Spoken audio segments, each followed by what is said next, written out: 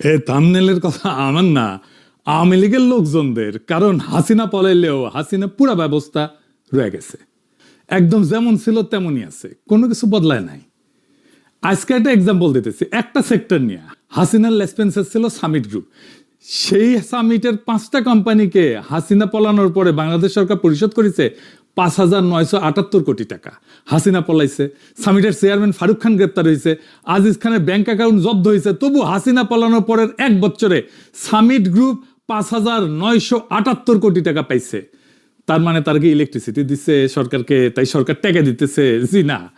ফারুক খানের ফ্যানেলের কাপড় ঘষলে ইলেকট্রিসিটি যেতে তৈরি হবে সেটুকুও দেয় নাই। শূন্য ইলেকট্রিসিটি দিয়া 1,000 কোটি টাকা নিয়ে গেছে। জানেন তো, আমাদের শরীরে এমনকি চুলে ঘষা দিলে ইলেকট্রিসিটি তৈরি হয়, স্থির বিদ্যুৎ কয়। তো ওই স্থির বিদ্যুৎও শরীরে ঘষা দিলে যা বাড়াবি সেটাও দেয়নি। তাহলে কেমনে নিল টাকা? এটা পরে আমরা বিস্তারিত দেখব। শুধু সামিট না, ওরিয়ন আর মির্জা আজম পরিবারের ডিজিটাল পাওয়ার পাইছে 299 কোটি টাকা। মাশাআল্লাহ। হাসিনার সাবেক প্রোটোকল অফিসার আলাউদ্দিন নাসিমের কোম্পানি পাইছে 241 কোটি টাকা, আলহামদুলিল্লাহ।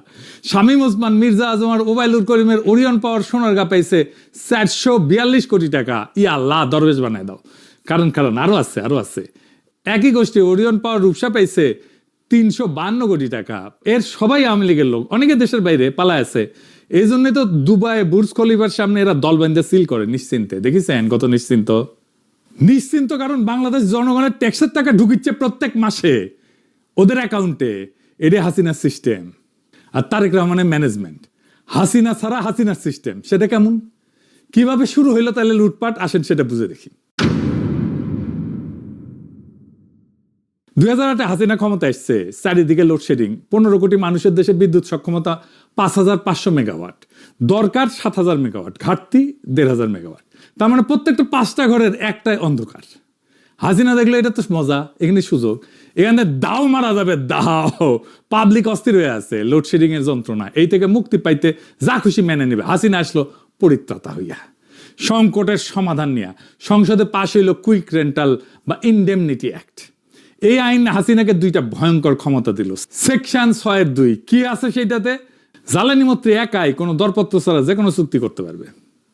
আর সেকশন 9, এই চুক্তি কোর্টে চ্যালেঞ্জ করা যাবে না। মন্ত্রী একা চুক্তি করবে, কোর্টে যাওয়া যাবে না, কেউ প্রশ্ন করতে পারবে না। কি মজা! আইন পাশ করার সময় হাসিনা কইছিল এটা মাত্র 2 বছরের জন্য, সংকট কাটে গেলে আইন আর থাকবে না। সেটা আর বাতিল হইল না। 2 বছর ব্যাটতে আজ পর্যন্ত শেষ হয় নাই। কয়েক দফা বাড়ায় 2026 সাল পর্যন্ত টিকায় রাখা হয়েছে। 33 বছর কাটলেও কেউ কথা রাখে না, পলিটিশিয়ানরা কোনোদিন কথা রাখে না, এটা মাথায় রেখেন।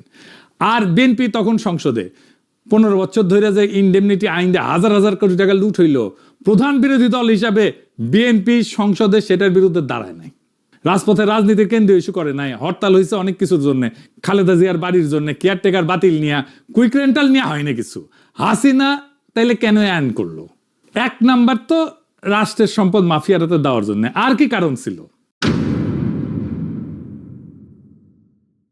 2009 সালে যখন হাসিনা ক্ষমতায় আসে, দেশের বিদ্যুৎ উৎপাদনের প্রায় 80% ছিল রাষ্ট্রীয় মালিকানায়, মাত্র 20% ছিল বেসরকারি হাতে। মানে জ্বালানি খাতের নিয়ন্ত্রণ তখনও জনগণের, রাষ্ট্রের হাতে। সেটাই থাকে সব দেশে। জ্বালানির উপরে রাষ্ট্র সার্বভৌম কর্তৃত্ব রাখতে চায়। যুদ্ধ লাগলে দেখেন জ্বালানি উৎপাদন আর সরবরাহ শত্রু দেশ ধ্বংস করে দেয়। আর বেসরকারি এই যে অনুপাতটা, এটা পাল্টে দেওয়া হলো ইচ্ছাকৃতভাবে সংকট সমাধানের নামে। আমাদের জ্বালানি নিরাপত্তাকে বেসরকারি খাতেই শুধু হাসিনা তুলে দিল না, বিদেশি রাষ্ট্রের উপরে নির্ভরশীল করে দিল। নির্বিচারে বেসরকারি খাতে নতুন কেন্দ্র বসানো হইল, নতুন রাষ্ট্রীয় বিদ্যুৎ কেন্দ্র আর বসানো হইল না।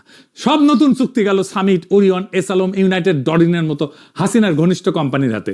ডরিন গ্রুপ কার জানেন না? সর্দির বডিগার্ডের 4 খলিফার 1 খলিফা নূরে আলম সিদ্দিকীর। ওর পোলা, ও মারা গেছে তো এখন ওর পোলা চালায়। 15 বছরে অনুপাত উল্টে গেল। আজ বেসরকারি খাতের দখলে পুরা বিদ্যুৎ উৎপাদনের বড় অংশ। রাষ্ট্রীয় খাত সংকুচিত, দুর্বল এবং ভর্তুকি নির্ভর। এর মানে কি? জ্বালানির মতো একটা সংবেদনশীল খাত আর রাষ্ট্রের হাতে নাই, মাফিয়া গোষ্ঠীর হাতে। তারা যদি একদিন ঠিক করে যে প্ল্যান বন্ধ করে দিবে, বাংলাদেশ অন্ধকার, তারা যদি ঠিক করে দাম বাড়াবে, সরকারের কিচ্ছু করার নাই। তারা যদি ঠিক করে বকেয়া চাই, সরকার মাথা নত করবে। চুক্তি বাতিল করার ক্ষমতা রাষ্ট্রের হাতে নাই। রাষ্ট্র এখন জিম্মি, এবং জিম্মিকারীরা কে? হাসিনার তৈরি করা মাফিয়া শ্রেণী। তো বিদ্যুতের সংকটে সরকার কেমনে সমাধান করবে? সমাধান তো তার হাতে নাই। এবার আসেন দেখি লুটপাট কিভাবে হয়েছে, টাকার অঙ্কে লুটের পরিমাণ কত। এটা বুঝতে হলে ক্যাপাসিটি চার্জ এই শব্দটা বুঝতে হবে। এই একটা শব্দের ভেতরে বাংলাদেশের বিদ্যুৎ লুটের পুরা লাইসেন্স লুকে আছে, পুরা গ্রামার, পুরা ব্যাকরণ। ক্যাপাসিটি চার্জ মানে কি? একটা সহজ উদাহরণ দিই। ধরেন আপনি একটা প্রাইভেট কার ভাড়া নিলেন মাসিক চুক্তিতে।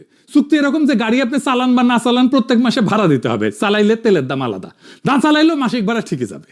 বাংলাদেশ সরকার বেসরকারি বিদ্যুৎ কোম্পানিগুলোর সাথে হুবহু এই চুক্তি করেছে। কোম্পানি বিদ্যুৎ উৎপাদন করুক বা না করুক, শুধু সক্ষমতা ধরে রাখার নামে তাদের নিয়মিত টাকা দিতে হবে। এটাই ক্যাপাসিটি চার্জ। বিদ্যুৎ চাই আলাদা টাকা দাও, ফুয়েল কস্ট দাও।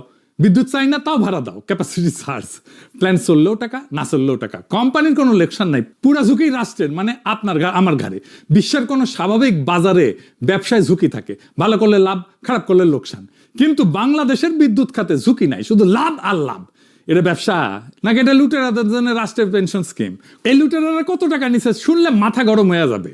এই 16 বছরে কোনো বিদ্যুৎ না দিয়ে ভাড়া বাবদ বাংলাদেশ সরকার পরিশোধ করছে প্রথম 10 বছরে 43,500 কোটি টাকা, পরের 6 বছরে 76,000 কোটি টাকা, মোট 1,25,000 কোটি টাকা। খেয়াল করেন, প্রথম 10 বছর যা দিছে, পরের মাত্র 6 বছরে তার দ্বিগুণ। লুট বাড়েনি, কিন্তু লুটের গতি বাড়ছে। আপনারা বলা হয় সরকার প্রত্যেক বছর বিদ্যুৎ খাতে বিরাট অঙ্কে ভর্তুকি দেয়। আপনারা কয় যে আপনারা কম দামে বিদ্যুৎ দিতে ভর্তুকি দিচ্ছি। ভর্তুকি দিচ্ছে আপনাকে। এই ভর্তুকির 80% খরচা হয় ক্যাপাসিটি চার্জ পরিশোধে, মানে বসে থাকা প্ল্যান্টের বিল মেটাইতে। বেনে করছি না, দেখেন বিদ্যুৎ ভর্তুকির 80 না 81% ক্যাপাসিটি চার্জে দেয়। টাকা দিচ্ছে দলের লোকজনদেরকে, লুটেরাদেরকে, আর বলতেছে ভর্তুকি দিতেছি বিদ্যুতে। আপনার পকেটের ট্যাক্সের টাকার সিংহভাগ যাচ্ছে মাফিয়াদের পকেটে, যাদের কারখানা বন্ধ, যাদের মালিক সিঙ্গাপুর লন্ডনে সিল করতেছে। আর আপনি ভর্তুকি নামে যেটা শুনিচ্ছেন সেটা আসলে জনগণের টাকায় লুটেরাদের মাসিক ভাতা দেওয়া হইতেছে। নামটা সুন্দর, কাজটা ডাকাতি। এই টাকা দিয়া 1.25 লাখ কোটি টাকা, এই টাকা দিয়া 4টা পদ্মা সেতু বানানো যেত, 4টা। অথবা বাংলাদেশে পুরা স্বাস্থ্য খাতে 3 বছরে পুরা বাজেট দেওয়া যেত। সারা বাংলাদেশের সব হাসপাতাল, সব ডাক্তার, সব নার্স, সব ওষুধ 3 বছর ফ্রি চলতো। ডলারে কত জানেন? $11 বিলিয়ন। বাংলাদেশের রিজার্ভের প্রায় অর্ধেক। শূন্য বিদ্যুতের বদলে হাওয়া হয়ে গেছে বাংলাদেশের রিজার্ভের অর্ধেক। তো প্ল্যান্ট কাদের কাদের দিছে আসেন সেটা দেখি। ক্ষমতা এসে 2009 আওয়ামী লীগ 32টা কুইক রেন্টাল বিদ্যুৎ কেন্দ্রের অনুমোদন দেয়। তারপরে 2010 সালে ইন্ডেমনিটি আইন করলো, সেই আইনের সাথায় 72টা বিদ্যুৎ কেন্দ্রের অনুমোদন দিল। কারা পাইলো এই 72টা প্রজেক্ট? কিভাবে পাইলো? দরপত্র হয় নাই, কোনো টেন্ডার নাই, প্রতিযোগিতা নাই, কম কে দাম দিতে পারবে সেটার কোনো হিসাব হয় নাই। সরকার যাকে চাইলো তাকেই দিল, সিল মেরে দিল। কারা পাইলো? বেশিরভাগই সরকারের ঘনিষ্ঠ লোক, দলীয় ব্যবসায়ী, মন্ত্রী নেতার আত্মীয়, আওয়ামী লীগের পৃষ্ঠপোষকতায় গড়ে ওঠা নব্য ধনিক শ্রেণী, যে বিদ্যুতের দরকারই ছিল না আমাদের। এখন আমার ক্ষুদ্র ভাতার ভগিনীরা করবে। আমাদের আসলে কত বিদ্যুৎ লাগে এখন? আর কেনই বা হাসিনা ওভার ক্যাপাসিটি বানাইলো? দেশের চাহিদা ছিল 17,000 মেগাওয়াট, কিন্তু বিদ্যুৎ কেন্দ্র যা বানানো হইলো তার যা উৎপাদন সক্ষমতা সেটা 29,000 মেগাওয়াট, মানে দ্বিগুণের কাছাকাছি। কেন? 2টা কারণে। প্রথম কারণ, জাপানিরা 2010 আর 2016 পাওয়ার সেক্টর মাস্টার প্ল্যান বানিয়ে দিয়েছিল জাপানের জাইকা। এরাই কইতেছে যে ওভার এস্টিমেট করা হয়েছিল পাওয়ার ডিমান্ড খুব বড় মার্জিনে।